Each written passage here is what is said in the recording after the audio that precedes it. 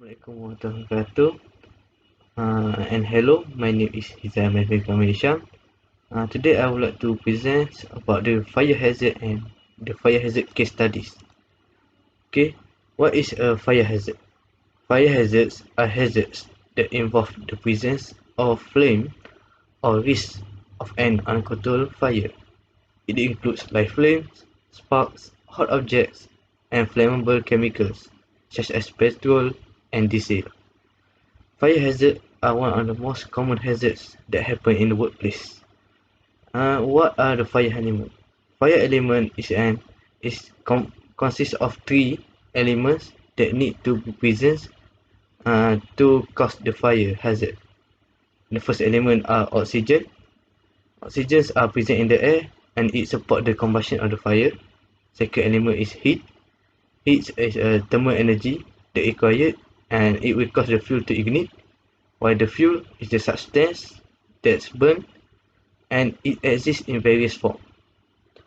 Okay, how are fire hazard affect the industry? According to statistics, 70%, 77% of monetary loss in petrochemical is caused by fire and explosion. It also an average of 37,000 fires occur in industry and manufacturing properties every year. This was surprisingly high. Is there a law regarding a fire hazard? Yes, in Malaysia there are two laws. There is Act 139 and the Factories and Machinery Act 1967. While in India there is a Factories Act 1948 state about the fire hazard, and in United Kingdom in the Factories Act 1961 it also state about the fire hazard and how the manager need to make sure the building is safe from fire. Assalamualaikum. My name is Muhammad Faris Izwan Syafin Zulkifli, MB19125, and I'm going to present about Bright Sparkers fire disaster which happened on May 7, 1991 in Kampung Baru, Sungai Buloh, Selangor. Bright Sparkers is a firework factory that has been operating since 1978. This factory had been observed have been ignoring the safety precautions and law, resulting a few explosion and fire disaster. On May 7, 1991, a factory chemist tested out a firecracker in the storage facility, which is not allowed in any company or factory. When the testing session did not went well, the small explosion have caught other nearby combustible material and that storage facility explode. Because of laxity of safety training and equipment, the fire could not be controlled early, and some of the workers did not manage to leave the building. Locals were instructed to evacuate immediately by the authorities in order to prevent further unwanted incidents. Local firefighters took 9 days to completely put out the fire due to lack of water resource and extinguishing equipment at the factory. Additionally, toxic gases has been a real challenge for the firefighter after rain happened on the second day. At the end, 26 people, including the factory chemist, were killed and 103 persons were reported injured. 200 houses and some nearby factories also destroyed in the incident.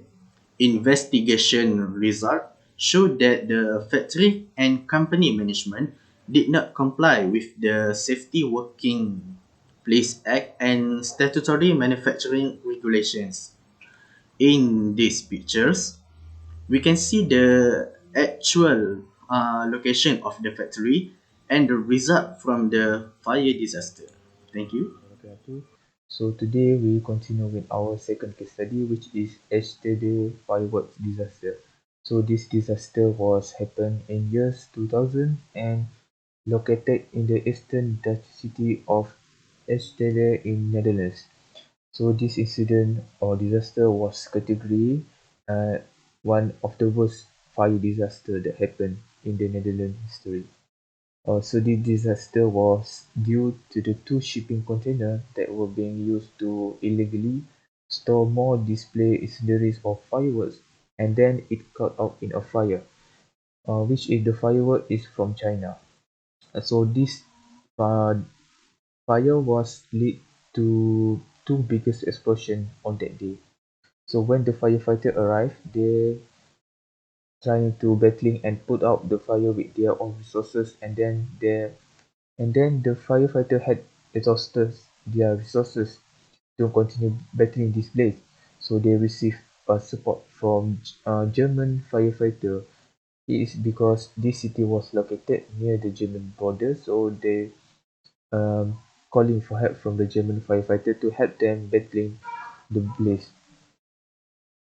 So 2 or 3 weeks later, an epidemiological monitoring campaign was launched in order to assess the potential exposure to harmful substances. So this will give the justice to the people who was injured on that day and who was killed on that day too. So the total fatality was 23 people were killed on that day and almost 1,000 people were reported injured. It is believed that laxity in enforcement of regulation is one of the reasons why this incident happened in the Netherlands history. So these are the related picture that show what was happened on that day. Okay, I think that's all from me. Thank you. Hello, and my name is Achamat. In my part, I will present about the Hertfordshire oil storage. It was happened in Hemel Hempstead in Hertfordshire, England. The oil storage is the fifth largest oil product storage depot in the United Kingdom, which can hold up to a capacity of 273 million liters of fuel. The oil storage is an important fuel source to the British aviation industry. The incident was caused by the explosion from fuel air explosion in a vapor cloud of evaporated leaking fuel. It first started with the largest explosion happened near the tank 912, which caused further explosions of 20 large storage tanks. The explosion unfortunately injured 43 people, but it was miraculously that there were no fatalities.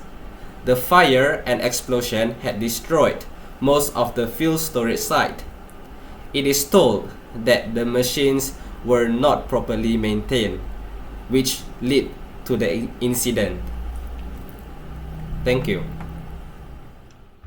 Okay, for the settlement conclusion, there are many ways that we can follow to make sure that the fire hazard can be prevented from happening. One of the ways is to follow all the procedure in handling chemical material, especially flammable material.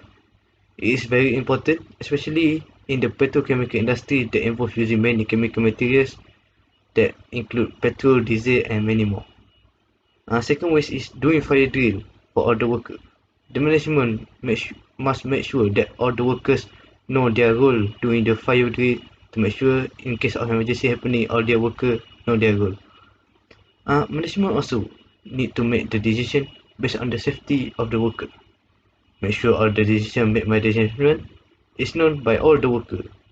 This is important to make sure there is no misinformation happening between the management and the worker that can cause many accidents. The management also needs to make sure all the equipment must always in a good condition and can work properly. Machine maintenance also need to be done by a certified technician. Procedure of using the machine also need to be followed carefully. There must be a supervisor that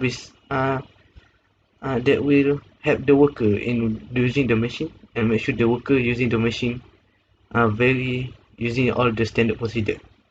This is to prevent accident from happening. Okay, okay, that's all from our group. Thank you.